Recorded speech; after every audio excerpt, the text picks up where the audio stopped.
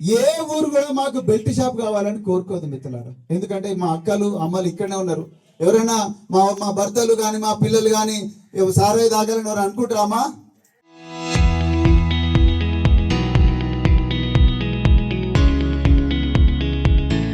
అనుకుంటారా?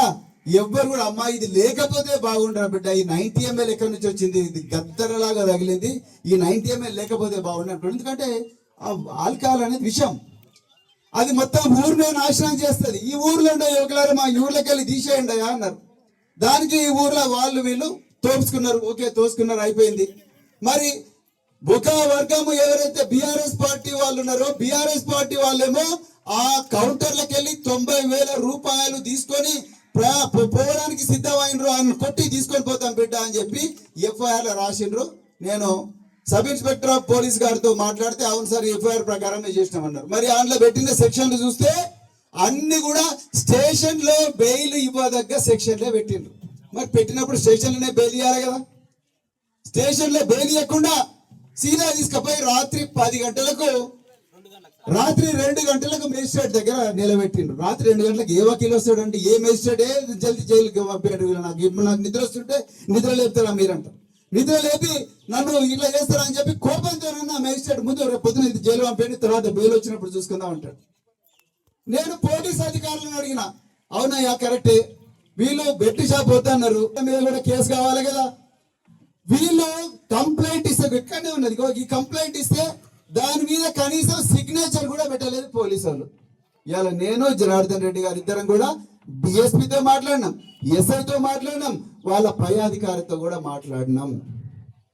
బరాబర్ దీన్ని ఉన్నతాధికారుల దగ్గర తీసుకుపోతాం. నిజంగా తప్పు చేసిన పోలీస్ అధికారుల మీద తప్పకుండా చర్యలు తీసుకునే దాకా మేము పోరాడుతూనే ఉంటాం. ఆపలే కేసీఆర్ ఒకటే, మనకు రైతు బాగుండాలి.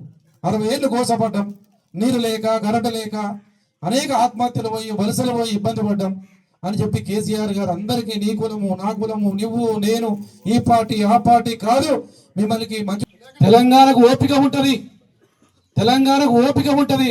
ఆ ఓపిక నశిస్తే పులి పిల్లై కూర్చుంటుంది, పిల్లి పులై కూర్చుంటుంది. నేను ఇవాళ ఒకటే చెప్తున్నా, కార్యకర్తలు మీరు భయపడాల్సిన అవసరం లేదు, మీకు మళ్ళీ మంచి రోజులు వస్తాయి. ఎవడో ఆల్తుగాడు ఫాల్తుగాడు 2 పలికి మాల కేసులు పెట్టి బెదిరిస్తే మనం ఎట్లా బతకాలి? మన ఊరిని కాపాడుకోవాలి, మన రాష్ట్రాన్ని కాపాడుకోవాలి. కాంగ్రెస్ వాళ్ళ చేతుల రైతు బంధు ఎక్కడ మన రైతులు అడుగుతారు, వాళ్ళు వచ్చి ఓట్లు అడిగి మీ ఇంటి మొదలకు వచ్చి ఓట్లు అడిగే ధైర్యం ఉంటుందా? ఇందాకే మా చెల్లెని చెప్పి మోసపోయినామన్నా ఈసారి చూపిస్తామని సంగతి అని. కానీ ఆ చైతన్యం రావాలి. ఒకసారి మోసపోయినాం, మళ్ళా మోసపోవద్దు. మీరు అవ్వాల్సిన అవసరం లేదు. ఏ ఇబ్బంది అయినా సరే మేమందరం ప్రవీణ్ సార్ మేము ఇద్దరం వస్తాం, మీకు ఏ అవసరమైతే ఈయనే కూర్చుంటాం, ఎవరైతే మనం మాట్లాడదాం. అట్లా బెదిరించి మీరు భయపడాల్సిన అవసరం లేదు. పార్టీ మీకు అండగా ఉండదు. పరిశ్రమ తప్పకుండా ఇప్పుడు ఎట్లయితే వచ్చామో అట్లే వస్తాం. తప్పకుండా మిమ్మల్ని కాపాడుకుంటే మీరు అధైర్యపడొద్దని చెప్పడానికే మీ ఊరికి వచ్చినా. మీరు అధైర్యపడమంటూ మీకు అండగా పార్టీ ఉంటుంది, మేముంటాం.